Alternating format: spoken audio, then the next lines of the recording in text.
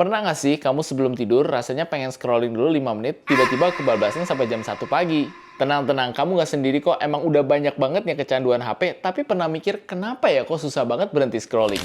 Habis kamu nonton video ini, saya jamin kamu pasti kaget apa yang terjadi pada otak kamu ketika kamu kecanduan main HP terus-terusan. Mau itu main HP terus-terusan, ngegame sampai subuh, atau merokok, semua ini disebut sebagai kecanduan atau addiction. Addiction atau kecanduan adalah kondisi di mana otak kita terlalu nyaman dengan suatu hal. Biasanya kenapa bisa terjadi? Karena otak kita punya sistem reward yang memberikan efek atau sensasi nyaman ketika kita melakukan suatu hal yang kita inginkan. Sebagai contoh, anggaplah kamu habis post foto atau video di sosial media kamu. Terus kamu dapat like, dapat notifikasi, banyak yang share, banyak yang komen. Otak kita akan menghubungkan like, komen, dan share itu sebagai sumber kebahagiaan dan akan melepaskan suatu zat di dalam otak kita yang disebut sebagai dopamin. Dopamin ini adalah salah satu jenis senyawa kimia yang ada pada otak, di mana itu akan memberikan sensasi senang, puas, dan juga bahagia. Jadi, otak kamu akan mikir semakin banyak like, semakin banyak komen, dan juga semakin banyak share akan meningkatkan kadar bahagian kamu. Padahal sebenarnya itu nggak benar ya. Jadi, otak kamu akan berpikir semakin banyak like, komen, dan share itu akan menjadi sumber kebahagiaan sehingga kamu ingin melakukan hal itu lagi, dan lagi. Ketika dopamin dilepaskan terus-menerus dan kamu ulang dalam seiring waktu, akan masuk ke dalam fase kedua, yaitu fase toleransi dopamin. Artinya, kamu butuh likes lebih banyak, kamu butuh share lebih banyak. Anggaplah tadinya kamu dapat 10 like udah happy, sekarang harus 50 like, 100 like. Inilah yang bikin orang jadi insecure dan kecanduan terhadap suatu zat ataupun habit tertentu, contohnya seperti sosial media. Otak kamu akan mulai berpikir artinya kamu butuh lebih banyak like untuk merasakan dan melepaskan level dopamin yang sama. Toleransi ini juga bisa kita anggap kayak kamu yang suka minum kopi. Awalnya mungkin kamu cuma minum kopi susu. Lama-lama kamu merasa kayaknya ini kurang nendang deh.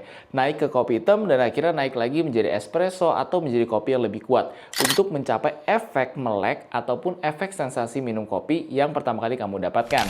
Selain toleransi, otak kamu juga akan mengaktifkan area otak lainnya yang disebut sebagai basal ganglia. Nah, basal ganglia ini adalah bagian otak yang menghubungkan atau mengatur pola kebiasaan kita. Artinya, kayak kamu bangun tidur minum air, ketika kamu bangun tidur langsung ngecek HP, atau sebelum tidur kamu main HP, otak kamu akan menghubungkan bahwa, artinya ini udah menjadi kebiasaan kita sebelum dan sesudah bangun kita harus pegang HP. Dan ketika ini diulang terus-menerus, otak kamu akan membentuk jalur kebiasaan yang tertanam di bagian basal ganglia sehingga kamu udah refleks bangun dan juga tidur, kamu harus pegang HP dan akhirnya makin memperparah kecanduan tersebut.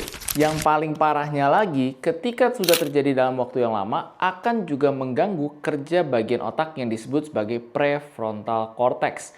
Prefrontal cortex ini adalah bagian otak yang mengontrol fungsi dan juga berpikir logis dari tubuh kamu.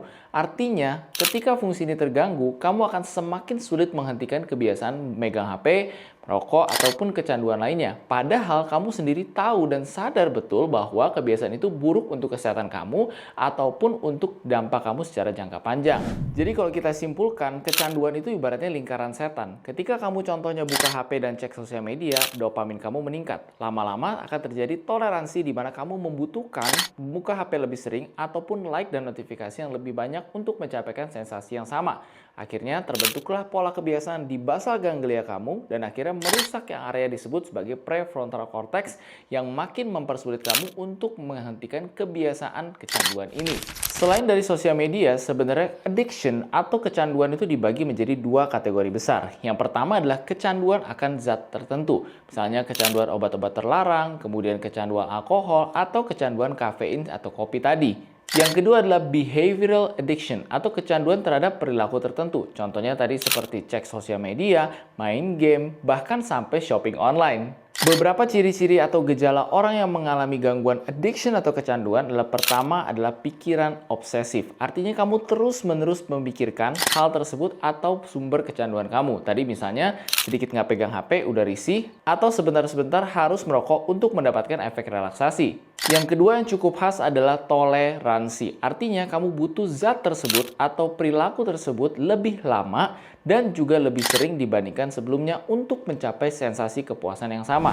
Misalnya, minggu lalu kamu main game cuma 30 menit, tapi minggu ini kamu butuh main game minimal 1 jam untuk mendapatkan sensasi kepuasan yang sama. Yang ketiga adalah hilangnya kontrol akan diri sendiri. Maksudnya di sini adalah kamu sulit menghentikan kebiasaan tersebut padahal sudah mencoba berkali-kali. Dan gejala yang terakhir biasanya sudah mulai mengganggu aktivitas ataupun lingkungan sosial kamu. Misalnya udah malas bergaul dengan teman, malas kumpul keluarga, dan harus menerus cek ataupun melakukan kebiasaan ini. Dan yang terakhir, ketika kamu mencoba berhenti, kamu timbul gejala putus zat ataupun withdrawal syndrome. Saya ada bikin video tentang withdrawal syndrome ini, dan kalau kamu mau nonton, mendingan tonton di sini ya.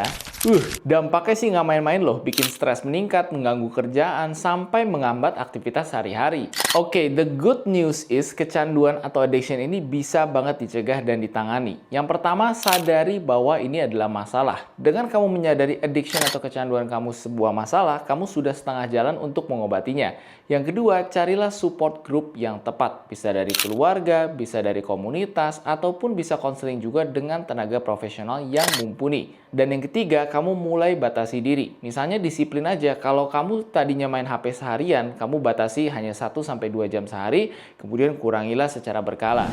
Bahkan ketika kamu konsultasi dengan tenaga profesional, bisa diresepkan obat sesuai dengan indikasi dan bila perlu. Jangan lupa juga ganti sumber dopamin kamu dari kebiasaan atau kecanduan yang kurang baik dengan dopamin alami yang bisa kamu dapatkan dari olahraga, lari pagi, meditasi, yang tentunya juga bisa menyebabkan kecanduan yang baik untuk tubuh kamu. Gimana kalau kamu ada kecanduan apa nih? Tulis di kolom komentar, dan jangan lupa kalau menurut kamu informasi ini bermanfaat, like dan subscribe ke channel ini, dan kita akan ketemu di video-video berikutnya. Thank you for watching and see you on the next one. Bye-bye semuanya!